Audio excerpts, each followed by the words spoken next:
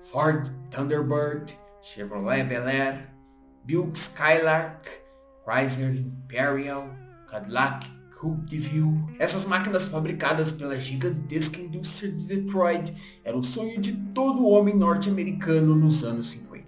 Mas foi um simples e simpático Fusca o responsável por conquistar o coração de milhões de estadunidenses e se tornar o carro mais amado de sua época. Carro este nascido de um desejo pessoal de Adolf Hitler e que deve grande parte de seu sucesso graças a um judeu.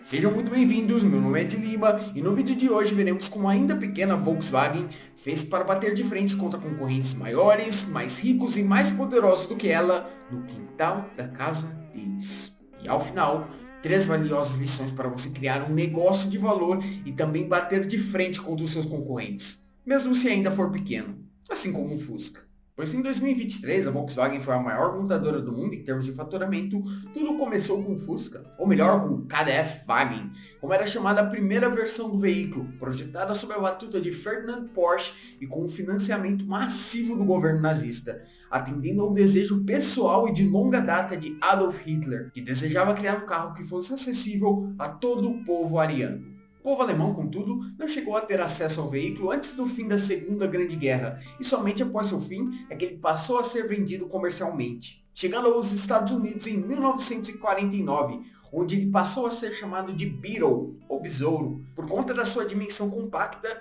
e do seu formato curvilíneo, algo muito diferente do que era visto nos veículos fabricados no país. Naquela época, para os norte-americanos, carros deveriam ser máquinas grandes, robustas, opulentas, potentes, uma espécie de extensão da masculinidade dos seus proprietários. Nada mais oposto do que a aura simpática e inofensiva transmitida pelo Fusca, que o fez ser comparado a um inseto. Mas o fato de não ser visto como um símbolo de virilidade não foi para o Fusca um problema em solo norte-americano, muito pelo contrário. Cada vez mais mulheres americanas de classe média possuíam licença para dirigir, aproximadamente 40% de todas emitidas no final dos anos 50. E sendo um carro barato e econômico, o Fusca cabia perfeitamente no orçamento de muitas famílias de classe média americana, sendo um segundo carro da casa, sendo mais comumente utilizado pelas esposas para poder fazer compras e levar e trazer as crianças na escola. E não era apenas no orçamento das famílias que o Fusca cabia. Devido à sua dimensão compacta, ele não ocupava muito espaço dentro da garagem dessas famílias. Mas esses não eram os únicos diferenciais do Fusca. O besourinho era extremamente eficiente em termos de consumo de combustível, principalmente se comparado aos beberrões de lata de Detroit. Além de ser capaz de suportar temperaturas extremas sem apresentar defeitos. E tudo isso graças ao seu leve motor traseiro refrigerado a ar. Uma tecnologia que foi utilizada pela primeira vez no Tatra T97, um veículo fabricado na Tchecoslováquia em 1937. Uma prova de que inovação não necessariamente tem a ver com a utilização das mais novas tecnologias. Além disso, o Fusca era um carro durável e quando manutenções eram necessárias, haviam redes de atendimento espalhadas por todo o país. Sem falar que suas peças eram baratas e serviam no veículo seja qual for o seu ano de fabricação. Isso era o oposto do que fazia a indústria de Detroit, que regularmente lançava novas versões de seus veículos e deixava de fabricar peças para as edições mais antigas, em um claro caso de obsolescência programada. Isso fez com que parte dos proprietários do Fusca fossem motoristas insatisfeitos com os veículos e com o modelo de negócio da indústria de Detroit, que claramente priorizava o fetichismo do produto ao invés da sua utilidade. Donas de casa de classe média, motoristas até então insatisfeitos, jovens que buscavam ter seu primeiro carro, o Fusca atendeu uma parcela de mercado que era até então desprezada pela indústria de Detroit. Parcela esta que estava muito menos interessada em possuir um símbolo de status e virilidade e muito mais interessada em possuir um meio de locomoção barato, econômico e confiável que os pudessem levar de um ponto a outro. Porém, não demoraria muito para que a hegemonia do Fusca, como o carro importado favorito dos norte-americanos, começasse a ser ameaçada. O Fusca mostrou que no país dos carros robustos e opulentos, havia mercado para carros baratos, simples e compactos como ele, o que fez com que outras montadoras europeias começassem a desembarcar nos Estados Unidos e tentassem abocanhar uma parcela desse mercado.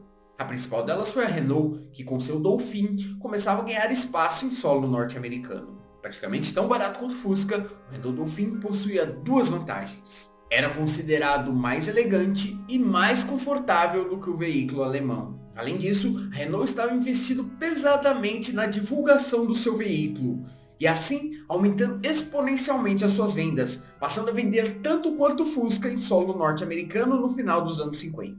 A Volkswagen precisava agir, e rápido, caso quisesse manter seu sucesso em terras norte-americanas. Seria necessário também começar a investir em publicidade, e havia aqui 3 desafios ao adotar essa estratégia. O primeiro deles, fazer o Fusca parecer uma escolha mais atrativa do que o belo Renault Dauphine. O segundo, apesar da necessidade, a Volkswagen não possuía um grande orçamento para investir em publicidade. E o terceiro, e talvez o maior problema de todos, era que a publicidade era muito associada com uma estratégia de manipulação, que vinha sendo muito utilizada pela indústria de Detroit. E caso a Volkswagen adotasse essa estratégia, ela corria o risco de perder sua credibilidade frente ao seu público. Para ajudá-los a superar esses desafios, a Volkswagen escolheu a agência de publicidade DDB, cuja área criativa era comandada por Bill Bernbach. Bernbach era judeu, assim como Ned Doyle e Mac Dane, os outros 2 proprietários que davam o nome à agência. E apesar dos conflitos internos, ao aceitarem anunciar um carro originado pela propaganda nazista, os 3 aceitaram o desafio, por verem nele uma oportunidade de reconhecimento ao adentrarem na gigantesca e lucrativa indústria automotiva. A estratégia utilizada pelo time criativo coordenado por Bill Bernbach foi a seguinte. Para mostrar o Fusca como uma melhor opção que o Dauphine, eles iriam ressaltar suas qualidades técnicas, como o baixo consumo de gasolina, o baixo custo de manutenção e sua dimensão compacta, que era uma vantagem na hora de estacionar. Para contornar o problema do orçamento, não havia muita escolha senão fazer anúncios simples de uma única página e sem muitos elementos visuais. E para se diferenciar dos anúncios feitos para as montadoras de Detroit, a ideia era ser praticamente o oposto do que os delas. Sem arte chamativa, sem textos exagerados, sem belos modelos, o foco era a honestidade total com o público, exibindo o Fusca como ele era, ainda que isso levasse a uma certa depreciação do veículo. Surgiu então, em 1959, o anúncio Think Small. Think Small era totalmente o oposto de todos os anúncios de automóveis vistos até aquele momento. O estilo minimalista, o carro retratado de forma diminuta, o tom irônico no título Pense Pequeno e também no texto carregando uma certa dose de humor, toda aquela originalidade expressa da forma mais simples e sincera possível fez com que o anúncio caísse nas graças do público, que nunca havia visto uma propaganda como aquela até então. Tanto a Volkswagen como a DDB perceberam o sucesso do anúncio e adotando a mesma fórmula que combinava simplicidade, ironia e humor, eles repetiriam a dose no ano seguinte com o anúncio Lemon, que seria aqui no Brasil o equivalente a chamarmos um carro de abacaxi, ironizando todos aqueles que duvidavam das qualidades técnicas do Fusca por ele ser um carro importado. E a dose de ironia, sagacidade e bom humor nos anúncios do Fusca parecia não ter fim.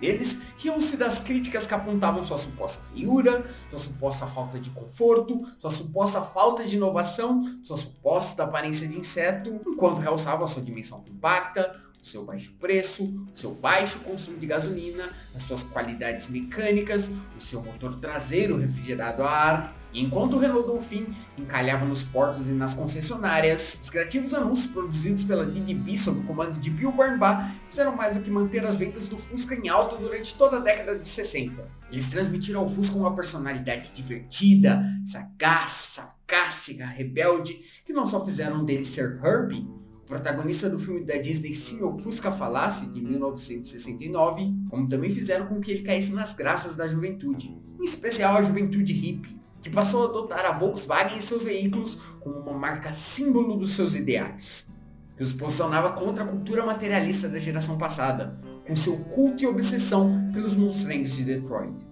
Antes da inovadora campanha do Fusca, promovida pela DDB, o uso de humor e entretenimento era praticamente proibido na publicidade. A campanha comandada por Bill Bernbach não só provou que criatividade e humor vendiam, e vendiam muito, como também eram capazes de conquistar os corações e mentes das pessoas, como nenhuma propaganda que apelasse unicamente para a persuasão conseguiria. Inclusive sendo capaz de fazer com que o carro que foi idealizado por Adolf Hitler se tornasse um ícone na terra do tio Sam, com direito a ser herói de um filme infantil e o símbolo da geração mais paz e amor que o país já havia visto. Uma ironia tão grande como a que era vista nos anúncios do Fusca. E quais são os ensinamentos que a jornada do Fusca deixa para quem pretende ter um negócio de valor, mesmo se estiver enfrentando concorrentes maiores e mais ricos? O primeiro deles: o seu público deve vir em primeiro lugar. O que as pessoas a quem você está se direcionando querem, do que elas gostam, do que elas precisam, como você pode melhor servi-las. Caso você queira se mostrar como a melhor opção entre os seus concorrentes para um determinado público, você deve, antes de mais nada, responder a essas perguntas. Foi buscando respondê-las que a Volkswagen fez do Fusca o melhor custo-benefício do mercado, conquistando uma clientela satisfeita e fiel. O segundo ensinamento: veja o que a sua concorrência está fazendo e então faça o oposto. Seja diferente, pense o que eles não estão pensando, diga o que eles não estão dizendo, haja como eles não estão agindo, não tente se igualar à média. A sua criatividade deve ser o seu superpoder, utilize ele para surpreender a todos. Foi exatamente isso que a DiDi fez através dos revolucionários anúncios do Fusca para a Volkswagen. E o terceiro e último ensinamento: lidere um movimento daqueles que são como você. No que você acredita? O que você defende? Quais são seus valores e ideais? Eu tenho certeza que há diversas pessoas no mundo com a mesma crença que a sua e apenas estão aguardando alguém com coragem e disposição para liderar um movimento e disseminar a mensagem. Seja esse alguém. Assim como a Volkswagen foi, ao se tornar a marca símbolo do movimento hippie. Depois de se posicionar contra a extravagância e os exageros da indústria de Detroit, tão cultuada pela geração anterior. Inclusive, eu também sou como um Fusca. Sem grande charme, sem grandes capacidades, sem uma edição de primeira, sem uma filmagem ou um microfone de primeira, sem um cenário elaborado, numa kitnet alugada, eu vou tentando mostrar que um bom marketing não tem nada a ver com dígitos e ostentação. Um bom marketing sempre estará relacionado com inovação, um bom marketing sempre terá muito estudo por trás. Um bom marketing sempre será sobre pessoas e para pessoas. Um bom marketing sempre traz valor a todos os envolvidos. Qualquer coisa diferente disso não é marketing, é enganação, é manipulação. E assim, acreditando piamente nisso, eu vou transmitindo minhas ideias para que elas alcancem cada vez mais pessoas que, assim como eu, acredito que teremos um mundo melhor quando o marketing for mais encantador e menos manipulador. Principalmente aqui no meio digital. E se você for uma dessas pessoas que partilham dessa visão, o seu like fará uma pequena grande diferença na mudança que queremos ver por aqui. E não se esqueça também de se inscrever no canal e ser mais um de nós nesse movimento disruptivo. A principal fonte para o roteiro desse vídeo foi o livro The People's Car, A History of Volkswagen's Beetle, de Bernhard Rieger. E o link para comprá-lo estará no comentário fixado. E aqui eu me despeço, desejo sucesso e aguardo o regresso.